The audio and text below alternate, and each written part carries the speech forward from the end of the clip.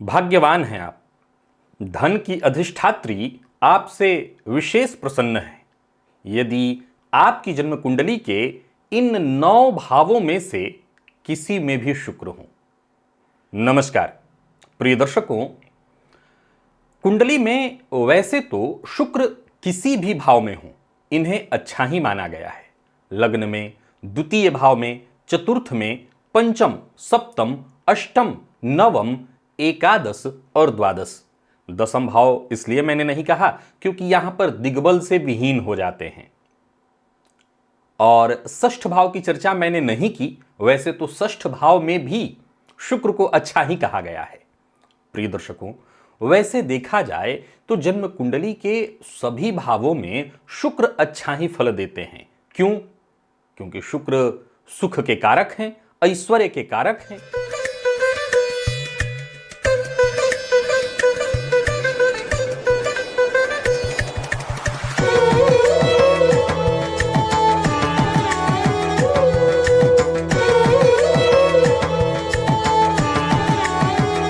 प्रिय दर्शकों, अगर देखा जाए तो जब जन्म कुंडली के सभी भावों में शुक्र अच्छा ही फल देते हैं तो यहां एक यक्ष प्रश्न खड़ा हो जाता है। आज का ये जो विषय है, मैं किसी ऐसे ही एक व्यक्ति की जन्म कुंडली का अध्ययन कर रहा था जब उन्होंने इस प्रश्न को उठाया कि सबको इतना सुख कहां मिल पाता है।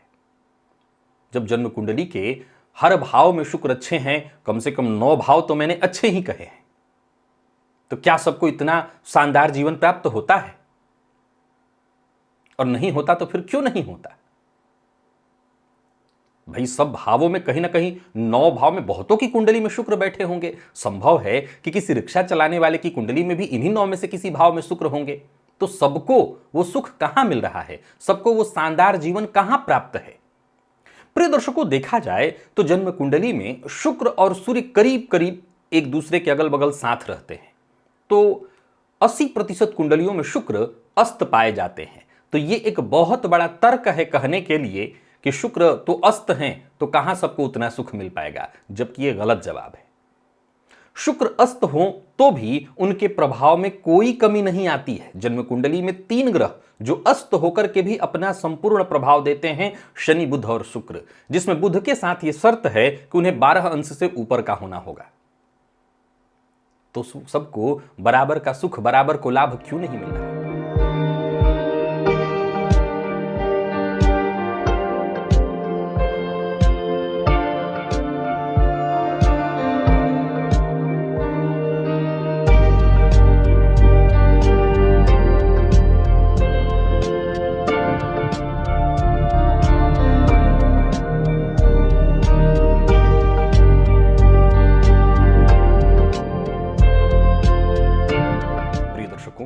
आज जिस विषय की चर्चा लेकर के मैं आप सबके सम्मुख उपस्थित हुआ हूं, पहले तो ये जानिए कि यह विषय बड़ा ही अद्भुत और गंभीर है।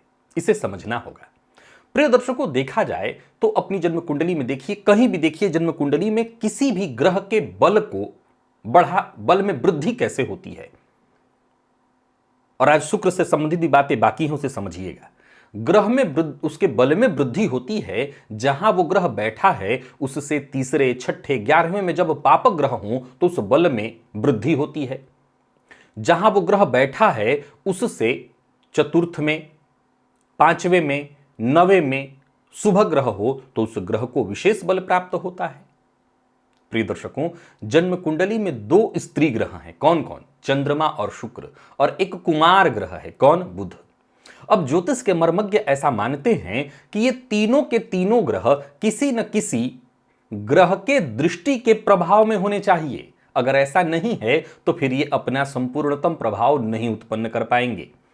चंद्रमा को ही ले लीजिए। आप जानते हैं कि चंद्रमा पर जब किसी ग्रह की दृष्टि न हो, कोई ग्रह साथ न हो, चंद्रमा के दोनों ओर कोई ग्रह ना हो, तो ऐसी स्थिति में चंद्रमा को एक बड़ा दुर्योग लग जाता है, जिसे हम केमद्रुम योग के नाम से जानते हैं।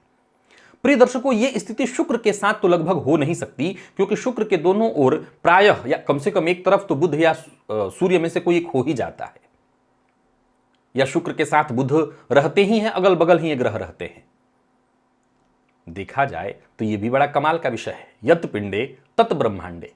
जो इस पिंड में है वही ब्रह्मांड में भी हमें देखना है। अब इस विषय को आगे बढ़कर के हम समझने का प्रयत्न करते हैं तो एक बात समझ में आएगा कि सूर्य कौन है। तो सूर्य ग्रहों के राजा हैं। राजा कैसे होते हैं? अपने राजकाज में सदैव व्यस्त, और एक तो कुमार ही है। अब जरा ध्यान से समझिए, मैंने कहा ये दो स्त्री ग्रह हैं और इन दोनों स्त्री ग्रहों पर किसी न किसी ग्रह की दृष्टि अवश्य चाहिए, क्योंकि यहां अगल बगल कोई नहीं हो सकता। जो रानी है उसके अगल बगल और कौन होगा? वहां तो राजा और राजकुमार हैं, परंतु दृष्टि, ध्यान कौन रख रहा है? ध्यान रखा जा रहा है कि नहीं रखा जा रहा? अगर नहीं रखा जा रहा तो भी शुक्र अपना श्रेष्ठतम प्रभाव नहीं दे सकता। कई बार शुक्र की स्थिति इस मामले में खराब हो जाती है। यह देखना होगा कि किस ग्रह की दृष्टि के नियंत्रण में है शुक्र। मान लीजिए कि जन्म कुंडली के जिस किसी भाव में शुक्र बैठे हैं, शुक्र पर अगर पाप ग्रह जैसे राहु और शनि की दृष्टि पड़ जाए तो ऐसा नहीं है, शुक्र में इन दोनों ग्रहों की दृष्टि से भी बलाबल आएगा। मंगल की दृष्टि पड़ जाए तो इन ग्रहों की दृष्टि से भी शुक्र के प्रभाव में बलाबल तो आएगा। लेकिन ऐसी स्थिति में संभव है बहुत हद तक इसलिए कह रहा हूं क्योंकि हमेशा याद रखिए कि किसी भी मामले में फलादेश केवल दो ग्रहों के आधार पर कुंडली में संभव नहीं हो सकता, और भी बहुत से ग्रहों को समझना और देखना होता है।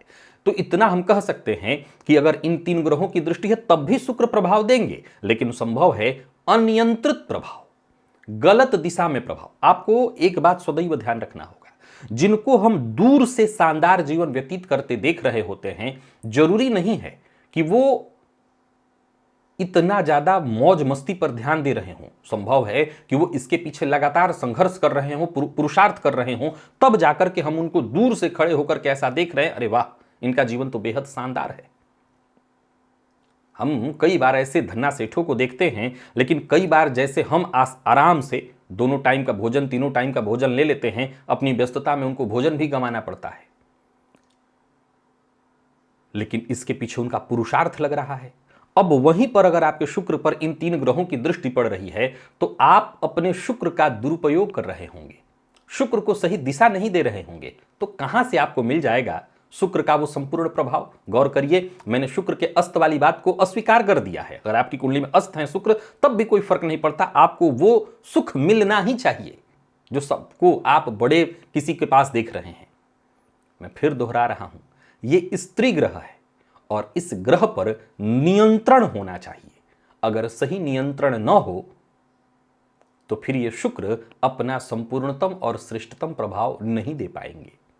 वहीं अगर इस ग्रह पर शुभ ग्रह की दृष्टि है तो फिर ऐसा जातक अपने सुखों को बढ़ाने के लिए, सुखों को पाने के लिए और प्रयत्न करता है। अब बारी आती है कि पाप ग्रह की दृष्टि सीधी सीधी ना हो, बल्कि तीसरे, छठे और 11वें में पाप ग्रह हों। हालांकि 11वें में शनि होंगे तो उनकी तीसरी दृष्टि पड़ेगी, परंतु तीसरे और छठे में होंगे तो सीधी दृष्टि नहीं पड़ेगी। मंगल से छठवें में अगर मंगल होंगे तो दृष्टि पड़ेगी, पर फिर भी अगर इन ग्रहों को तीसरे, छठे, 11वें में रखें और साथ ही साथ चौथे में, 5वें में, 7वें में, 9वें में, पिछले बार में मैंने 7वें को नहीं गिना था, लेकिन शुक्र पर शुभ ग्रह के रूप में 7वें से भी अगर कोई दृष्टि डाल रहा हो तो अब यहां पर कई लोगों के मन में प्रश्न खड़ा होगा कि कुंडली में न तो इतने शुभ ग्रह तो होते नहीं हैं। अरे सूर्य चले गए शुक्र के साथ ही, उनकी दृष्टि हो नहीं सकती। मंगल, राहु और शनि बचे तो 3 पापक ग्रह तो हो सकते हैं, 3, 6 और 11 में, लेकिन इतने शुभ ग्रह तो नहीं हो सकते कि कुंडली के चौथे में भी हो, 5 में भी हो, 7वें में भी हो, 9वें में भी हो। कहने का तात्पर्य यह है कि इतने पापक ग्रह तो नहीं हो सकते। यह चर्चा का विषय है कि इनमें से किसी एक में शुभ ग्रह हो या इनमें से ज्यादा में शुभ ग्रह हो। तो ऐसी स्थिति अगर कुंडली में उत्पन्न हो रही है तो आपको आपका शुक्र निसंदेह संपूर्ण फल और श्रेष्ठ फल देने के लिए बाध्य होंगे। प्रिय दर्शकों, अब यहां एक और बात समझने की है। यह बात हमेशा मैं कहा करता हूं कि शुक्र, गुरु, शनि, हमें जब इन ग्रहों के फलाफल को समझना होता है तो यह बात सदैव ध्यान रखिए कि अगर मेष लग्न की कुंडली है तो वहां केवल बुध खराब ही करेंगे ऐसा नहीं कह सकते, वहां शनि केवल खराब ही करेंगे ऐसा नहीं कह सकते। हां, ये ग्रह इन लग्नों के लिए अकारक है, यह सत्य है, लेकिन इन ग्रह का भी अपना प्रभाव जातक के ऊपर है। भाई मेष लग्न की कुंडली में पुरुषार्थ का स्वामी कौन बनेगा? बुध बनेंगे। मेष लग्न की कुंडली में लाभ का स्वामी कौन बनेगा? कर्म का स्वामी कौन बनेगा? शनि बनेंगे। तो इन ग्रहों का भी अपना ही प्रभाव। तो वैसे ही गुरु लग्न की कुंडली में केवल शुक्र मारक ही नहीं बनेंगे, कुछ अच्छा भी प्रभाव शुक्र का है।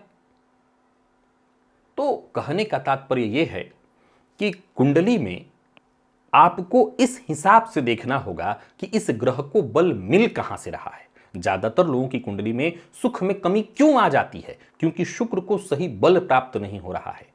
आमतौर पर शुक्र को जब सही बल प्राप्त नहीं हो पाता तभी जाकर के आपको जीवन काल में, मैंने कई ऐसी कुंडलियां देखी हैं जहां कुंडली में गुरु के बली होने से जातक की कुंडली में लाभ भाव धन भाव के बली होने के चलते उस जातक के पास धन तो खूब था, लेकिन उसका शुक्र कमजोर, शुक्र खराब हो रहा था। फलतः उसको जीवन काल में इतना धन होने के बावजूद उसको वो लग्जरियस चीजें प्राप्त नहीं हो रही थी, वो सुख से संबंधित चीजें प्राप्त नहीं हो रही थी। कारण शुक्र ही वो ग्रह है जो सबको सुख दिलाता है। तो मुझे ये प्रश्न उठाया जब किसी व्यक्ति ने कि सबको क्यों नहीं मिलता, तो सबको इसीलिए नहीं मिलता कि आप देखिए कि आपके शुक्र पर दृष्टि किसकी है। आपके शुक्र से तीसरे छठे 11वें में कौन सा ग्रह बैठा है? आपके शुक्र से चौथे, पांचवें, सातवें, 9वें में कौन ग्रह बैठा है? अगर इन भावों में 3, 6, 11 में शुभ ग्रह बैठ गए हैं तो खराब नहीं है। बाकी के लेकिन इन भावों में अगर पापक ग्रह बैठे हैं, जिनकी चर्चा मैंने की, चौथे में शुक्र से 5वें में, शुक्र से 7वें में, शुक्र से 9वें में, तो ये शुक्र को बहुत श्रेष्ठ प्रभाव नहीं देने देंगे। शुक्र को बहुत श्रेष्ठ प्रभाव नहीं देने देंगे। एक दूसरा, प्रिय दर्शकों, शुक्र को अस्त होने का दोष नहीं लगता, ये सत्य है, परंतु ये बात सदैव ध्यान रखिए कि शुक्र की गति तीव्र है। 1 माह में ये राशि परिवर्तन कर डालते हैं। तो अगर कुंडली में शुक्र बिल्कुल बाल्य अवस्था में हो, मृत अवस्था में हो, तब भी जातक को वो सुख, वो शानदार जीवन प्राप्त नहीं हो सकता है। अब ऐसी स्थिति में आपकी कुंडली के हिसाब से समझना होगा कि शुक्र को कितना बल देना चाहिए, कितना बल दिया जाने से आपके स्वास्थ्य पर उसका बुरा प्रभाव नहीं पड़ेगा। क्योंकि हमेशा यह ध्यान रखना होगा कि शुक्र सुखों के कारक ग्रह हैं और सुख से भी रोग की स्थिति उत्पन्न होती है। तो हमें यह देखना होगा कि आपकी कुंडली में कितना बल शुक्र को दिया जाए जिससे आपका जीवन शुक्र का लाभ उठा सके, आपको जीवन में वो शानदार सुख और सफलता हासिल हो सके। आज का ये विषय अपनी कुंडली में आजमाइए और देखिए शुक्र से इन भावों में कौन सा ग्रह है, आपका शुक्र किस स्थिति में है। अस्त होने से कोई दिक्कत नहीं है, मृत न हो, बाल्य अवस्था का शुक्र भी बहुत श्रेष्ठ प्रभाव नहीं दे पाता। आज के लिए बस इतना ही, इजाजत दीजिए, पुनः मुलाकात होगी। तब तक के लिए नमस्कार।